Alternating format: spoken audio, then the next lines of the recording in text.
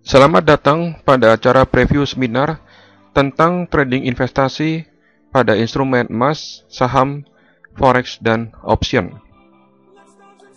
Dewatrading.com adalah yang pertama dan satu-satunya yang mengajarkan risk-free dan repair system, yaitu mengubah posisi yang seharusnya loss menjadi posisi yang profitable tanpa harus injek dana.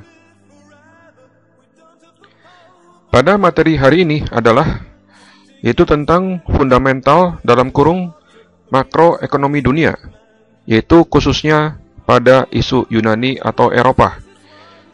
Kemudian, seberapa parah isu Yunani? Apakah benar Yunani akan kolaps? Kemudian, sejauh apa pengaruh masalah Yunani pada Eropa dan Amerika? Dan juga akan dibahas tentang materi kondisi kesehatan keuangan dari Amerika itu sendiri. Lalu bagaimana dengan China? Apakah benar China juga akan kolaps? Kita juga akan membahas bagaimana peluang trading emas. Apakah benar emas akan naik dulu sebelum nanti dijatuhkan lagi ke 1200? Kemudian kita juga akan menerima materi big picture tentang repair system. Seberapa handal sistem ini? Mengapa hanya Dewa Trading yang mempunyai repair system? Dan dilanjutkan dengan materi The Beauty of Adjustment, yaitu gambaran besar, penjelasan tentang modal semakin kecil, profit semakin besar. Kemudian kita juga akan membahas tentang risk-free strategi.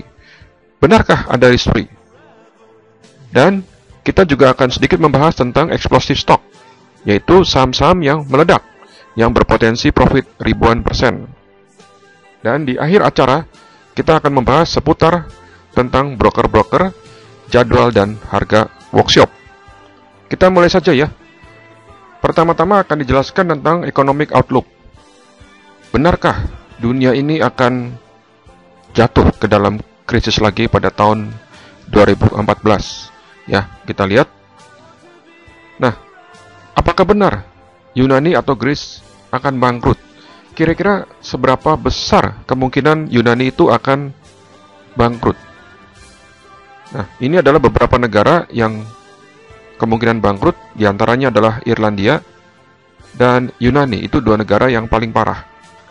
Saya katakan, sangat besar kemungkinan Yunani akan bangkrut berdasarkan data ini, oke? Nah, ini adalah gambar-gambar yang bisa Anda saksikan hampir setiap hari di televisi, bahwa di Yunani sana sedang terjadi banyak demo. Hampir setiap hari ada demo, demo, kerusuhan, Banyak sekali orang Yunani di sana yang mengatakan no money, no job, tidak punya uang, tidak punya pekerjaan. Dan kemudian ditambah lagi dengan naiknya pajak-pajak, turunnya tunjangan kesehatan, turunnya tunjangan sosial, kemudian pajaknya naik. Jika tunjangan turun, kemudian pajak naik, siapa yang tidak demo? Dan gambar ini adalah gambar yang menunjukkan hampir setiap hari terjadi demo di Yunani. Yunani adalah salah satu negara dengan rating yang paling rendah. Kebangkrutan Yunani dapat mengakibatkan kegoncangan finansial di zona Eropa. Atau double dip is coming soon. Wow, double dip segera datang. Kapan itu? Anda lihat di sini. Ini adalah rating dari negara Yunani.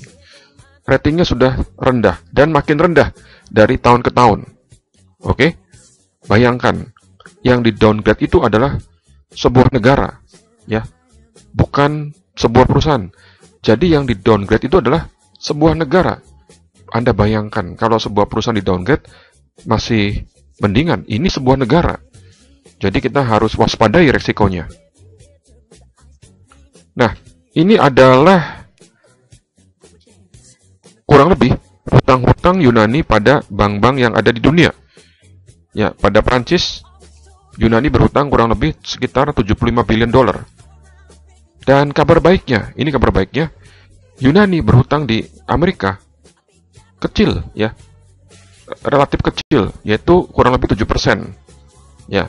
Data ini adalah sekitar bulan 4 ya, bulan April. Nah, pada saat video ini dibuat, yaitu bulan 11 atau bulan November, hutang Yunani ini sudah naik menjadi sekitar 350 billion dolar. Jadi bukan lagi 236 billion dolar, tetapi sudah naik menjadi sekitar 350 billion dolar. Ini adalah kredit rating di beberapa negara Eropa. Anda lihat, Yunani ini menempati rating yang paling rendah dibandingkan dengan negara-negara Eropa yang lain. Dan Anda lihat, di sini adalah CDS, di mana CDS itu naik, ya, make new high even after bailouts. Bayangkan. Nah, CDS ini apa? CDS ini dalam bahasa praktikalnya adalah asuransi, jaminan daripada surat berharga. Dan CDS untuk Yunani, atau jaminan untuk surat berharganya Yunani, itu naik secara signifikan dalam tempo kurang dari 2 bulan ini. Ini dia. Anda lihat. Ya, CDS untuk negara Yunani, ya, atau jaminan terhadap surat utang atau surat berharga negara Yunani, ini naik lebih dari 45%. Jadi apa? Jika asuransinya naik, maka apa? Maka itu sama saja tingkat resikonya naik. Betul? Gitu?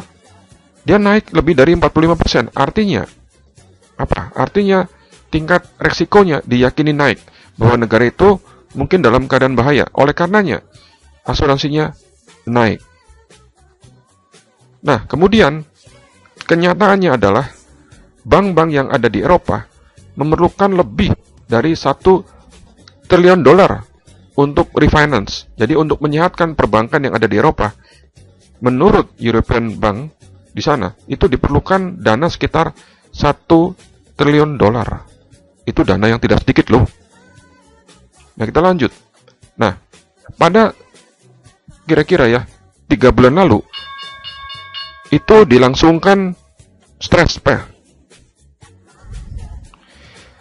Kira-kira 3 bulan yang lalu telah dilakukan stress test pada bank-bank di Eropa, terutama bank-bank yang menjadi anggota Uni Eropa.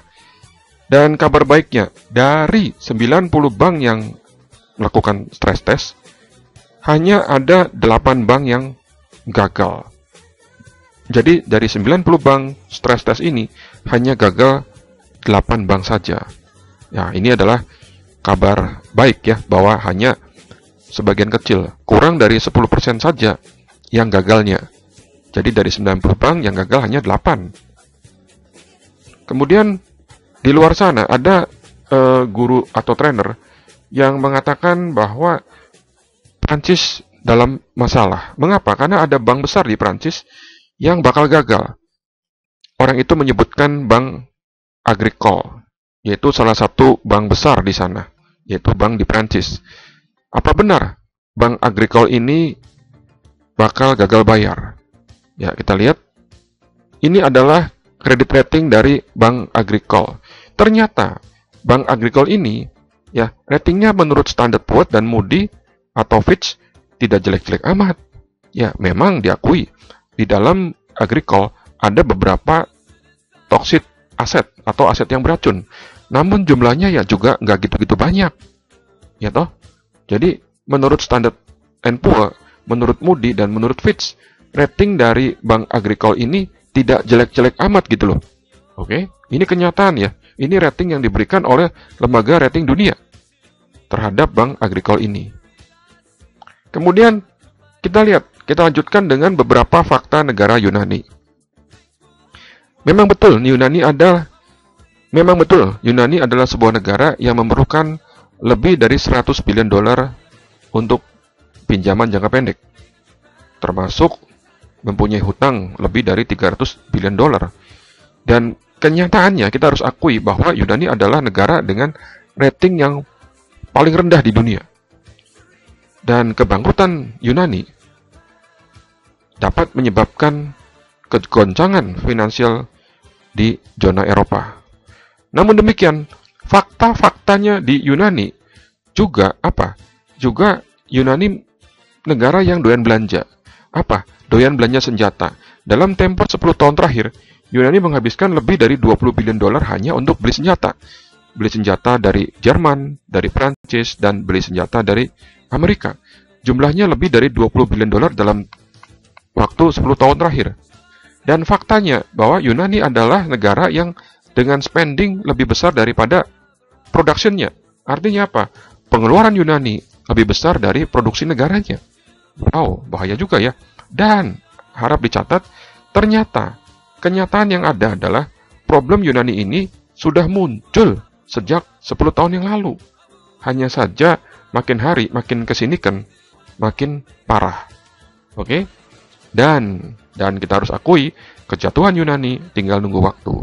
Saya katakan tinggal nunggu waktu, kenapa? Karena ternyata Yunani ini adalah sangat buruk dalam sumber alam. Ya, mereka mempunyai beberapa kandungan gas alam, kemudian ada beberapa batu bara, tetapi tidak begitu bagus dibandingkan dengan negara-negara lain. Jadi Yunani adalah satu negara dengan sumber alam yang poor, yang kurang bagus. Begitu, ya. Ini adalah fakta-fakta yang ada di Yunani. Ya, ini adalah fakta-fakta yang ada di Yunani. Setiap hari Yunani ribut, ya. Ada banyak demo di sana. Dan kalau Anda melihat demo-demo seperti ini, mungkin Anda berpikir, wah kacau, negaranya bahaya ini. Wah, bisa jatuh setiap saat nih. Betul nggak? Ini adalah kabar buruk. Ini adalah bahaya. Betul? Namun demikian, di Yunani, faktanya juga begini. Anda lihat, Yunani adalah sebuah negara dengan pantai yang sangat indah. Ada banyak hotel besar-besar di sana. Ya, dan sampai dengan hari ini, the business as usual. Dalam arti bahwa pariwisata Yunani tetap berjalan sebagaimana biasanya. Business as usual. Jadi hotel-hotel besar masih beroperasi sebagaimana biasanya. Dan hebatnya di sana banyak perempuan cantik. Ya, Anda lihat di sini. Ini adalah fakta-fakta negara Yunani, betul? Nah, kita lanjut. Sekarang kita pindah ke negara besar, yaitu negara misalnya Amerika. Is US going bankrupt? Bagaimana performance saham-saham di Amerika? Anda lihat ini loh. Ini adalah apa? Yang warna biru ini adalah GDP, ya, GDP dari Amerika dibandingkan ya dengan utangnya, ya, berapa persen. Ternyata perbandingan utang dengan GDP Amerika ini mendekati 100% loh, kira-kira 98%. Wow, itu justru kondisi yang bahaya. Namun demikian, mari kita lihat bagaimana performa saham-saham di Amerika. Nah, ini adalah indeks S&P 500 dalam 3 tahun terakhir. Anda lihat, saham-saham yang tergabung dalam S&P 500, rata-rata 3 tahun ini adalah uptrend atau bullish. Naik. Ya toh, kenyataan yang ada adalah naik dalam tempo 3 tahun terakhir. Sekalipun Amerika GDP to debt rasionya jelek. Ya, Anda lihat, ini adalah saham-saham yang ada pada indeks Dow Jones. Rata-rata bullish. Anda lihat, indeks Dow Jones-nya naik, ya toh? Dan termasuk pada saham-saham Russell 2000. Ya, juga sama, bullish juga. Jadi, saham-saham yang ada di Amerika rata-rata 3 tahun terakhir ini adalah bullish. Ya toh? Anda lihat di sini. Kita lanjut. Apakah Amerika akan bangkrut? Ya, melihat dari perbandingan debt to GDP ratio, ya mungkin saja Amerika bangkrut. Ya, mungkin saja Amerika akan bangkrut. Mengapa? Karena perbandingan hutang dengan GDP-nya mendekati 100%. Nah, how about Amerika? Apakah Amerika akan bangkrut? Sorry, Amerika bukan hanya bangkrut. Amerika mungkin akan tenggelam, bro. Wah, mengapa? Anda lihat ini. Ternyata utang, ya, total hutang Amerika adalah lebih dari 14 triliun dolar. Lebih dari 14 triliun dolar. Luar biasa. ini besar sekali. 14 triliun dolar. Bayangkan. Ya. Dan di akhir tahun ini, yaitu di akhir tahun 2011 ini, ada kemungkinan dibutuhkan lebih dari 15 triliun dolar. Mengerikan. Dan diperkirakan pada tahun 2015 akan naik lagi menjadi 19,6 triliun dolar. Besar sekali ini. Bayangkan. Ya. Ini adalah tadi debt to GDP ratio di Amerika. Wow. Ya, Anda lihat. Ya, ini adalah pemerintahan Obama. Semasa pemerintahan Obama, kita lihat ya. Dibandingkan pemerintahan Obama, dibandingkan dengan beberapa presiden sebelumnya, katakanlah Bush ya. Defisit pada pemerintahan Obama mencapai jumlah yang paling besar ya dari zaman batu sampai sekarang. Ternyata Obama ini adalah tipe presiden yang doyan keluar uang. Ya, diperkirakan akhir tahun ini saja, ya, yaitu akhir tahun 2011, diperkirakan defisitnya lebih dari 1.500 billion dolar. Wah, ini berarti apa? Pemerintahan Obama ini adalah pemerintahan yang doyan keluar uang, sehingga defisitnya diperkirakan lebih dari 1.500 billion dolar pada akhir tahun ini. Ini jumlah yang sangat-sangat besar. Ya, Anda lihat, ya, batas atas utang dari tahun ke tahun itu cenderung dinaikin terus. Sekarang ini sudah lebih dari 14 triliun dolar, ya. Nah, kita lihat negara-negara mana saja yang memegang surat berharga Amerika. Ya, tentu saja Anda yakin itu adalah China. Kemudian Jepang, diikuti oleh Inggris, ya, betul? Nah, ini lihat, ini adalah data terakhir bahwa negara China itu memegang kurang lebih 26% dari surat berharga Amerika. Oke. Ini dia, sekitar 26%. Dan ini adalah detailnya. Ada China, ada Jepang, dan ada Inggris, dan ada yang lain-lain. Oke. Ini adalah pemegang surat berharga dari Amerika. Nah, apa yang kita amatin di sini? Kita amatin ya. Ternyata dari Agustus tahun 2010 sampai dengan Agustus tahun 2011, China ya tidak berubah. Artinya, China tidak banyak-banyak amat belanja surat berharga Amerika, yaitu jumlahnya kurang lebih tetap sama seperti tahun lalu, yaitu jumlahnya kurang lebih 1.130 billion dolar. Anda lihat dari ini kan 1.136 sampai tahun ini adalah 1.137. Ya. Namun demikian Jepang naik. Jepang naik dari 832 naik menjadi 936 atau naik sekitar 100 billion dolar. Dan sekutu terdekat Amerika yaitu Inggris naiknya double ya, dari 181 billion dolar naik menjadi 397 billion dolar. Oke. Tapi yang kita amati adalah China. China ini relatif tetap jumlahnya dari tahun lalu sampai dengan tahun ini. Oke. Golden chance with gold. Apakah masih ada peluang di emas? Wah, mengapa emas? Mengapa lagi-lagi emas? Apakah benar emas selalu naik? Is that true? Apakah benar emas akan ke 3.000 pada tahun 2012? Nah, kita lihat. Ternyata kita lihat data ini, total value ya emas yang pernah diambil dari bumi ini kurang lebih sekitar 165.000 ton. Ya, itu data tahun 2009. Jadi yang pernah ditambang di bumi ini jumlahnya sekitar 165.000 ton.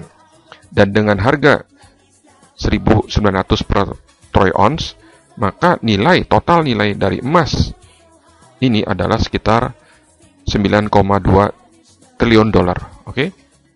Ya. Atau dengan kata lain, 1 ton emas harganya adalah 61 juta dolar. Maksudnya apa? Maksudnya ini loh. Anda lihat di sini ya, saya balik lagi. Nah, ini. Ya. Cina ini memegang surat berharga jauh lebih besar dibandingkan dengan emas. Ya, jika Cina, ini bayangan saya ya, Cina membelanjakan 100 billion dolar saja dari celengannya dia dijadikan emas. Wah, kira-kira berapa harga emas? Harga emas dengan mudah tembus 2.000, bahkan bisa ke 3.000 loh. Ya, bayangkan, Cina hanya belanja 100 billion dolar emas. Oke, maka dengan mudah emas tembus 2.000 bahkan naik ke 3.000. Ya, karena nilai surat berharga yang dipegang Cina itu jauh lebih besar daripada nilai emasnya. Kita lihat apa betul, ya. Kita lanjut lagi. Ya, kita lihat apa betul. Nah, ini adalah negara-negara di dunia pemegang emas sampai dengan tahun lalu. Ya, kita lihat Cina. Cina ini hanya menduduki ranking berapa? Ranking kelima. Cina ini hanya punya reserve ya atau cadangan emas, yaitu sebesar 1.000 ton. Anda lihat jumlahnya nggak banyak. Ya, hanya 1.000 ton. Kemudian ada yang bilang bahwa Italia dalam masalah. Ya, Yunani dalam masalah. Namun demikian kita lihat Italia. Italia itu adalah negara ranking 3 dunia pemegang emas. Jadi stok emas yang di Italia itu adalah ranking 3. Ya, IMF juga sekitar 2.500, Italia juga sekitar 2.500 ton. Tapi saya tidak masukkan IMF di sini karena IMF bukan negara. Ya, Anda lihat. Ini adalah apa? Italia. Ya. Jadi, katakanlah Italia dalam masalah, dia punya utang banyak. Lalu bagaimana caranya mengatasinya? Yaitu salah satunya adalah dengan jual emas. Wah, oke. Nah, mungkin Anda bingung. Loh, tadi Cina kalau belanja emas 100 billion dolar akan membuat harga emas naik. Sekarang ketika Italia bermasalah, Italia ingin menyelesaikan utangnya, mungkin negara Italia akan jual emas. Oke? Dan yang menjual itu negara loh, bukannya perusahaan. Jika sebuah negara, katakan Italia, menjual emas, berton-ton emas, mungkin saja akan diikuti efek domino oleh negara-negara lain. Oke? Jadi yang dijualnya katakanlah hanya 100 ton, bisa jadi pada prakteknya bisa ribuan ton. Oke? Karena apa? Karena negara-negara lain akan mengikuti juga, mungkin saja. Ya, dengan demikian harga emas ketika Italia jual, harga emas bisa jadi jatuh dalam. Oke? Jadi Anda lihat ketika China beli misalnya ini emas akan naik kencang, tetapi ada negara yang jual. Ya, dan jualnya secara besar-besaran, mungkin saja akan diikuti menjadikan efek domino negara-negara lain untuk menjual emas juga. Sehingga apa? Sehingga emas bisa dengan mudah jatuh. Oke? So what? Apa korelasinya? Apa korelasi GDP dengan utang? Apa korelasinya antara China dan USA? Apa dampak Eropa dari Greece dan Italia? Jika Anda sebagai bankir atau ahli keuangan, apakah prediksi Anda pasti akurat? Tahukah Anda siapa penyebab krisis 2008 ini? Bukankah para bankir dan ahli keuangan pada tahun 2008 salah prediksi? Ya, jadi di sini sekalipun Anda bankir, sekalipun Anda ahli keuangan, bisa meleset, betul? Ya toh? Bisa juga salah. Apalagi orang yang tidak mempunyai pengetahuan cukup pada dunia finansial. Betul? Nah, sekarang apa korelasi antara GDP dengan utang? Begini, saya jelaskan ya. Misalkan Anda mempunyai toko kredit motor, ya, kredit kendaraan bermotor. Nah, jika nasabah Anda kreditnya macet, ya, cicilannya macet, biasanya apa yang Anda lakukan? Mungkin saja Anda datang ke rumahnya, kemudian ambil sofanya, betul? Ya, jika tidak ada sofa, ambil TV-nya. Betul nggak? Ya, motornya sudah nggak ada, ya, Anda ambil sofanya, Anda ambil TV-nya, betul? Nah, sekarang begini, ini adalah yang kita bicarakan adalah sebuah negara, yaitu Amerika. Katakan Amerika sedang krisis. Sebagian besar rakyatnya tidak mampu lagi membayar cicilan rumah, membayar cicilan mobil, oke? Lalu apakah mungkin ya bank-bank, pegawai bank ini, petugas bank ini datang ke rumah-rumah, kemudian mengambil sofanya, mengambil TV-nya, mengambil mesin cucinya? Oh tidak. Kalau itu toko mungkin bisa begitu.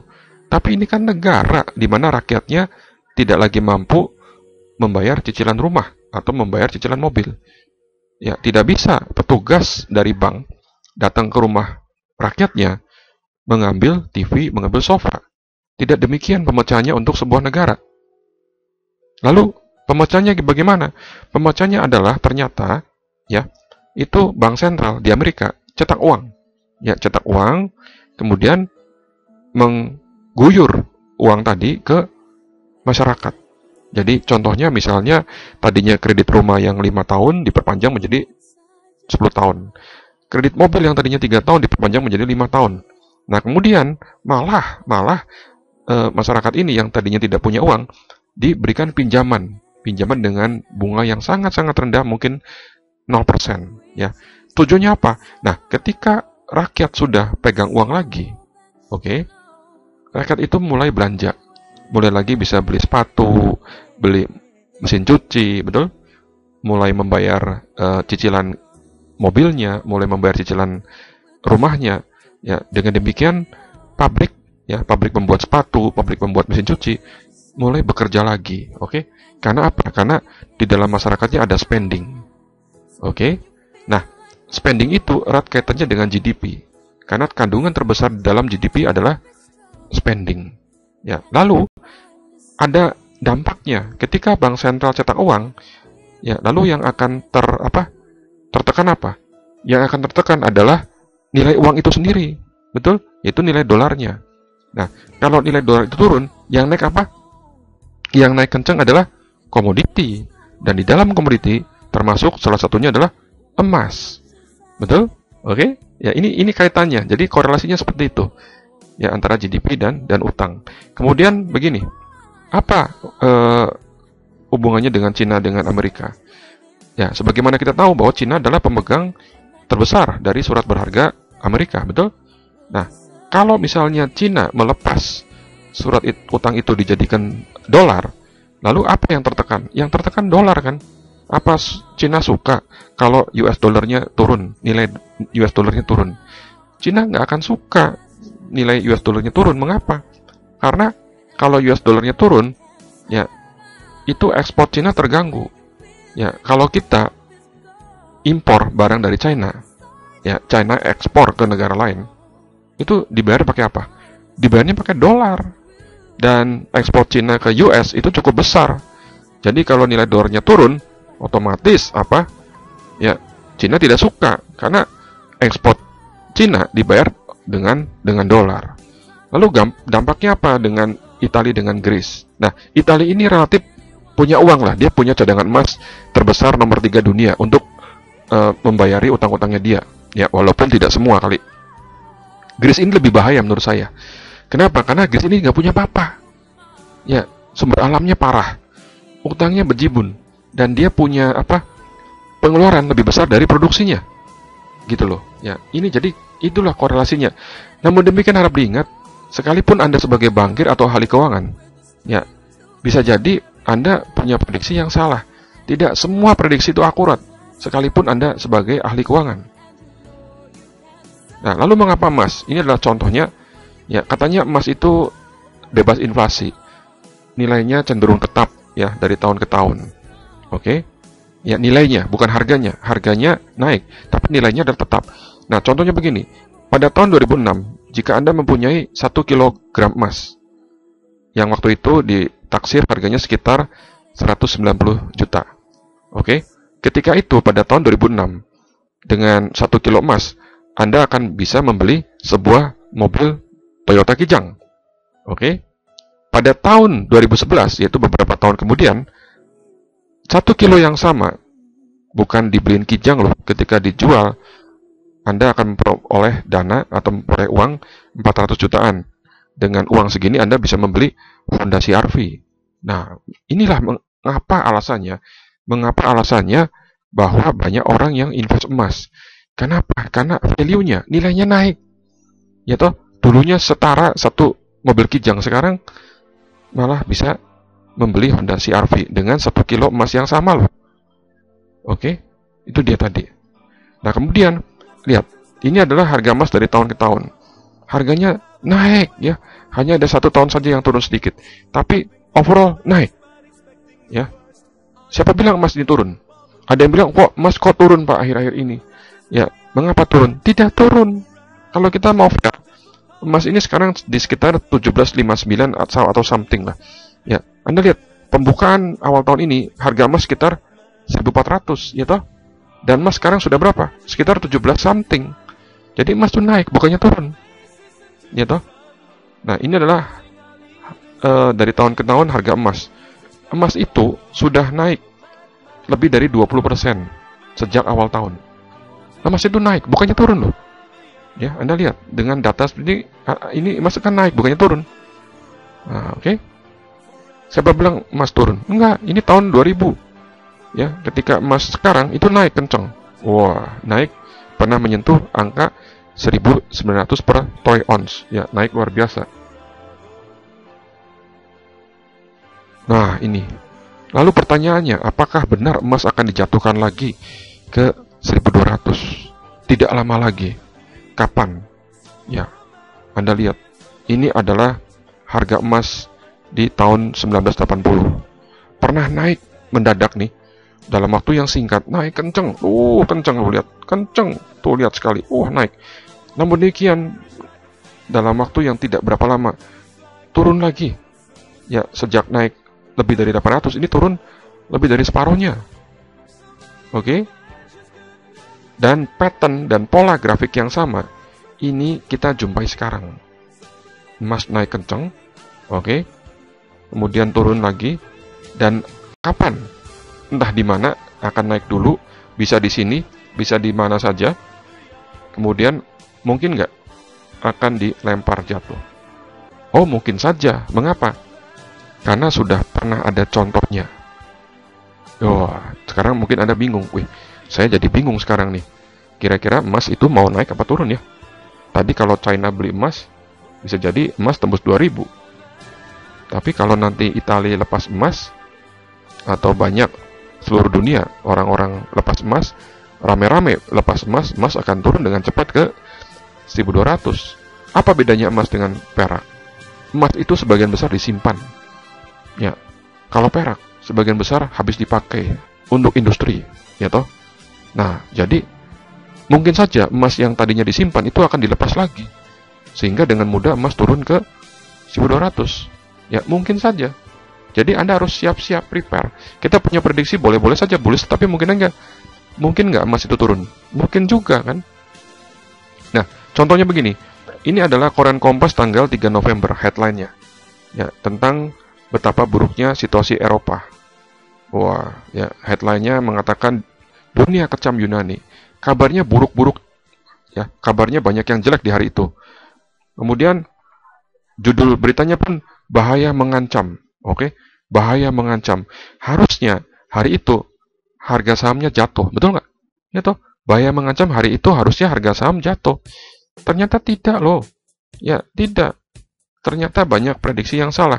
Karena apa? Karena hari itu, ya malam harinya, ini indeks S&P naik lebih dari 2,1%. Indeks Dow Jones juga naik. Ya, naik kenceng, lebih dari 1,76%. Nah, Anda bingung, kok beritanya jelek, bursa sahamnya kok malah naik ya? Aneh kan? Ya, Anda lalu bingung. Ya, gimana nih? Ya, ternyata banyak juga prediksi yang salah. Artinya apa? Beritanya jelek kok malah naik gitu loh. Dan mungkin Anda bisa jadi sering menemui keadaan yang seperti ini, ya toh? Nah, seberapa sering Anda mempunyai posisi tadi yang salah arah? Seberapa sering Anda mempunyai keputusan yang salah? Anda akan dibuat bingung dan kesal. Betul? Ya, the big picture of repair system, the beauty of adjustment. Ya, apakah Anda pernah trading? Seberapa sering posisi trading Anda salah arah? Seberapa sering trading Anda mengalami kerugian? Apa yang Anda lakukan jika mengalami kerugian? Apakah Anda selalu membuat trading plan sebelum masuk posisi?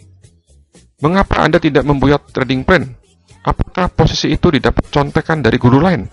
Apakah Anda memahami bahwa setiap trading itu ada resikonya? Mengapa Anda masih merasa kurang sekalipun sudah belajar kesana kemari dari banyak guru? Apa yang salah dari semua ini? Oke, repair system. Pernahkah terpikirkan oleh Anda bahwa sebenarnya ada repair system? Ya, mengapa hal ini baru terpikirkan oleh Anda sekarang? Apakah ada? Benar-benar ada reaper system? Jika ada, di mana Anda dapat memperolehnya? Memangnya perlu reaper system? Faktanya, setiap kali masuk posisi belum tentu benar. Faktanya adalah, sesudah masuk posisi, ternyata tren berubah arah, sehingga posisi yang ada malah menentang tren. Betul nggak? Ya toh? Faktanya adalah market terlalu dinamis, market terlalu kompleks untuk ditebak, sekalipun dengan rumus matematik. Faktanya, tidak semua prediksi 100% akurat. Faktanya, trader tentu saja tidak mau total loss. Jika kerugian bisa di-repair, why not? Ya, ya dong. Kalau bisa di-repair, kenapa enggak? Jangan diamkan saja. Oke? Ya, jangan mau total loss. Ya, tujuan dari repair system adalah salah satunya untuk mengurangi dampak loss seminimal mungkin. Itu tujuannya. Ya, dan banyak kasus yang tadinya loss bisa dirubah menjadi profit. Oke, ini ilustrasinya ya. Katakan waktu itu silver di tanggal 29 April ya. Jika Anda melihat gambar seperti ini, boleh dong kalau saya katakan bahwa gambar ini adalah bullish trend, up, naik terus ya. Dengan indikator manapun ini adalah confirm bullish. Betul? Banyak orang menganggap silver akan naik terus, naik ke 80 pada akhir 2011 dan terus berlanjut tembus ke langit. Wow, hebat ya. Banyak orang menganggap bahwa silver akan naik terus kira-kira ke 80 akhir 2011 pada saat itu. Betul nggak kenyataannya?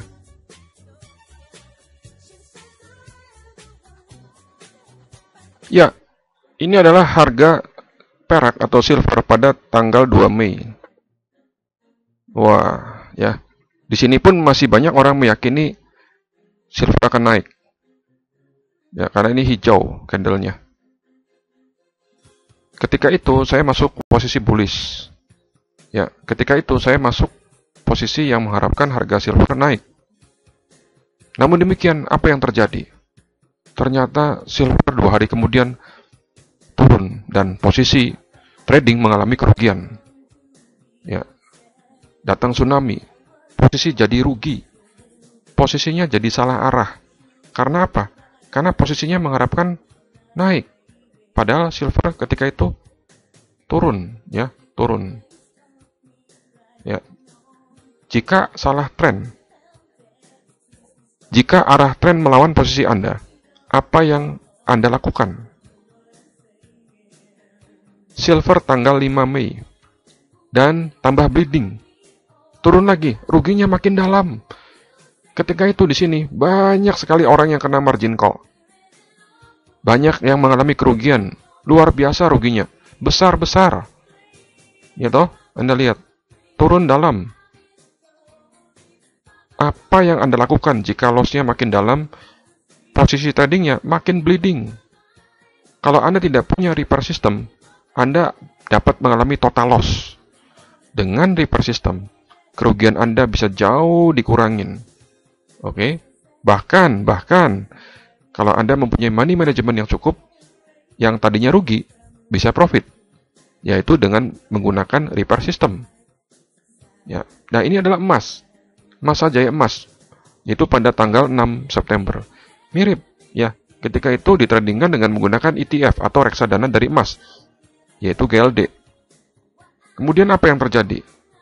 Ya, banyak orang yang menganggap ketika itu emas akan naik terus, naik tembus ke 2000. Betul nggak? Namun demikian banyak juga orang termasuk bankir yang salah. Dan emas kenyataannya adalah turun. Wah, turun. Kalau tidak punya reaper system, sudah, the game is over. Anda keluar dari tarung. Anda keluar dari arena permainan. Oke? Jadi sangat penting reaper system. Kenapa? Karena kita sering salah arah. Ya, trading ini mirip seperti nyetir mobil. Jika Anda menyetir mobil, Anda memakai seat belt, ada ban serep. Mengapa tidak ada backup plan? Tidak ada plan B, plan C, tidak ada backup plan. Tidak ada plan B, plan C, dan seterusnya. Mengapa tidak terpikirkan reaper system? Jika tidak punya reaper system, masih beranikah masuk posisi trading? Ada nggak ban cadangannya? Ada nggak reaper system? Reaper system. Jika tidak paham reaper system, sebaiknya stop trading selamanya.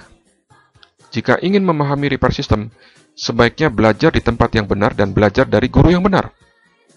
Berikut ini adalah beberapa contoh dari repair system.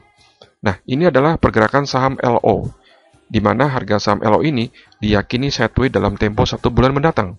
Kita lihat di sini ya. Satu kotak ini ya adalah 1 bulan. Dan ini sudah berlangsung kurang lebih 6 bulan. Jadi diyakini saham LO ini akan sideways, ya bergerak bolak-balik di antara range 100 ya sampai dengan 120. Ya, misalkan kita punya asumsi seperti itu, yaitu saham LO akan sideways di antara 100 sampai 120. Oke, oleh karenanya saya menggunakan strategi yang namanya calendar spread. Oke, ini contoh saja. Gitu. Wah, akan bolak-balik tuh di antara 100 sampai dengan 120. Ya. Jika dia bergerak bolak-balik di sini, Anda menang. Oke? Ya, bacanya gimana nih bacanya? Bacanya adalah ini adalah yang horizontal di bawah ini adalah harga saham. Ya. Kemudian jika di atas 0 ini adalah profit, di bawah 0 ini adalah loss atau rugi. Ya, gambar ini yang kuning ini adalah gambar strategi calendar spread pada saat expiry, pada saat optionnya jatuh tempo. Oke. Nah, jika harga saham LO ini bergerak bolak-balik pada range 100 sampai 120 di sini, ya sekitar sini nih, sampai sini. Ya, maka Anda mempunyai posisi yang profit, ya. Namun demikian, mungkin saja prediksi Anda salah, betul nggak? Mungkin saja Anda punya prediksi yang salah. Ya, yang tadinya diperkirakan bergerak sideways, malah jebol, naik ke atas atau turun ke bawah. Ya. Nah, lalu apa yang Anda lakukan? Anda membuat garis atau batas yang lebih lebar lagi. Ya, misalnya 90 sampai dengan 128. Ya, kita lihat. Wah, ternyata saya membuat adjustment atau repair. Wah, mula-mula seperti ini, break-evennya saya bikin perlebar. Nah, ini adalah ilustrasi contoh mengenai tentang repair system. Ilustrasinya ya kurang lebih seperti ini. Oke, saya lanjut. Nah, terus juga bisa menggunakan strategi lain, misalnya Iron Condor. Yaitu pada mula-mula Anda juga sama, mengharapkan saham LO bolak-balik di antara 100 sampai 120. Ya, kemudian saya membuatlah sebuah strategi itu Iron Condor, oke? Yang mengharapkan harga saham LO ini bergerak bolak-balik pada range 100 sampai 120. Jika benar bergerak hanya 100 sampai 120, maka pada saat expiry, pada saat option ini jatuh tempo, saya profit, oke?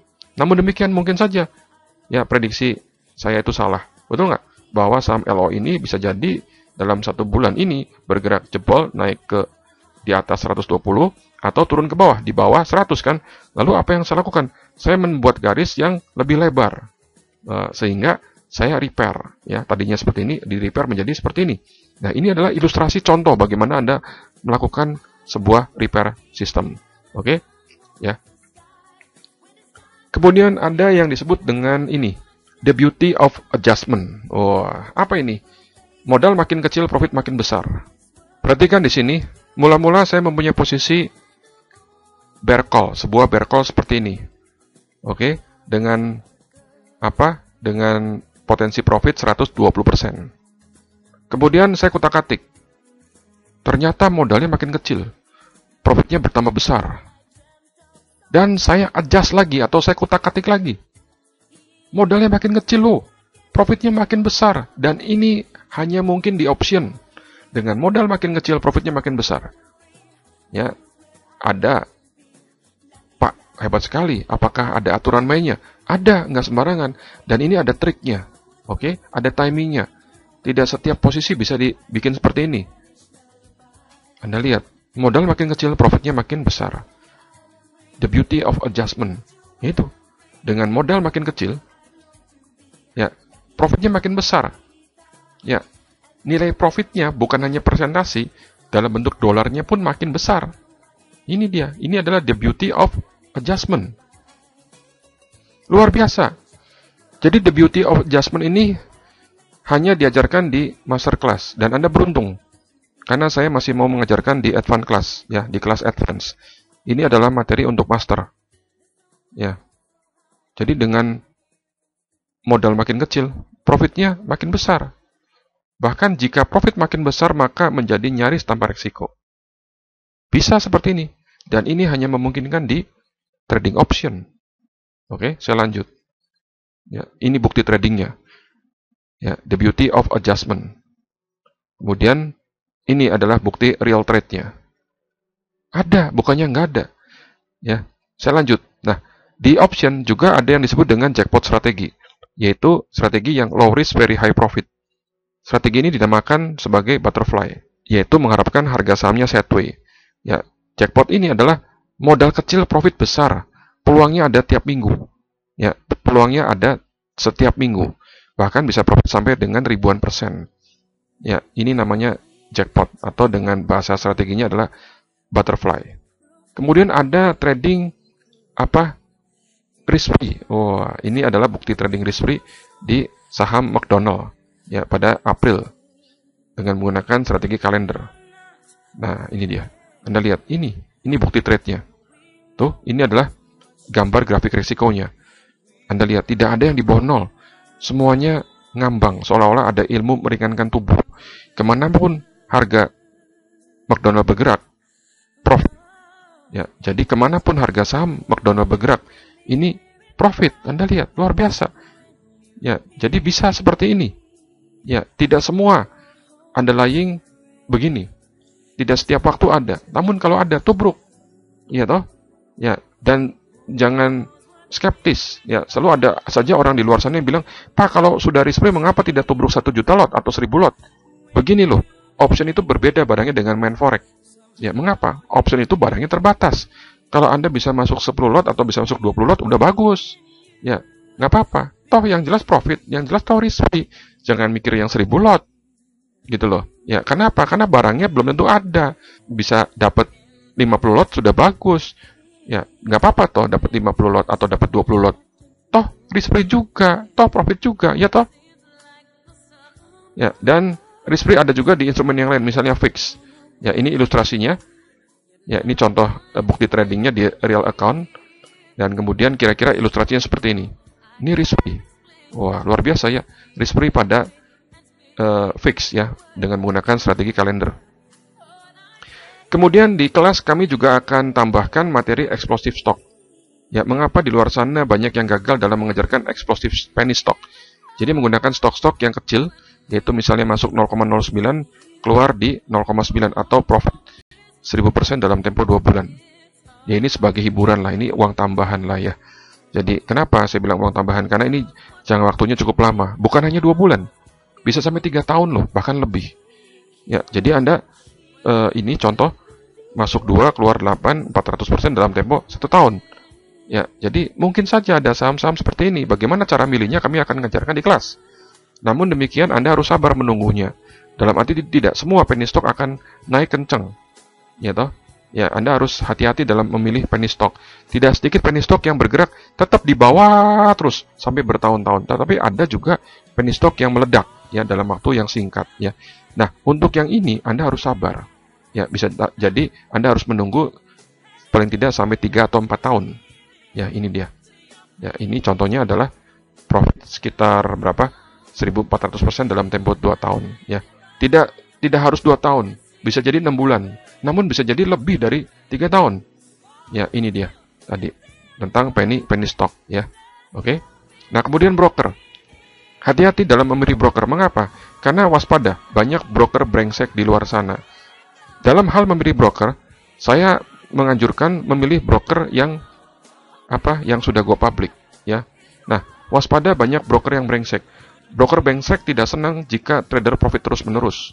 Contohnya apa? Contohnya adalah misalnya Anda punya platform sering requote, sering reconnecting, spread tiba-tiba melebar banget. Ya, contohnya misalnya EU atau Euro USD melebar lebih dari 5 pip. Wah, itu kan kurang ajar, gitu. Biasanya EU itu selisihnya hanya 2 atau 3 pip. Ini kok bisa sampai 10 pip, gitu. Ya, ini mungkin Anda sedang dikerjai oleh broker Anda.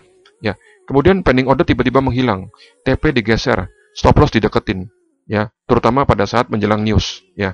Terus ada juga yang tidak bisa tarik uang atau sulit tarik uang, hati-hati. Ya, jadi dalam memilih broker Anda harus hati-hati. Ya, dalam hal memilih broker, carilah broker yang menurut kami sudah go public, ya. Broker yang bonafit sampai dengan hari ini belum pernah bermasalah dalam hal tarik uang. Oke, pilih broker yang bonafit. Dan untuk forex, salah satu broker yang bonafit adalah forex.com. Oke. Coba tanyakan kepada guru Anda, apakah broker forex yang Anda pakai itu adalah broker forex yang sudah go public di Bursa Amerika? Jika belum, tanyakan, mengapa belum? Apakah broker itu kecil? Apakah broker itu tidak bisa memenuhi peraturan Bursa Amerika? Atau apa? Harus jelas. Ya, saya lebih cenderung memilih broker yang sudah go public di bursa sana. Paling tidak holding company-nya sudah go public.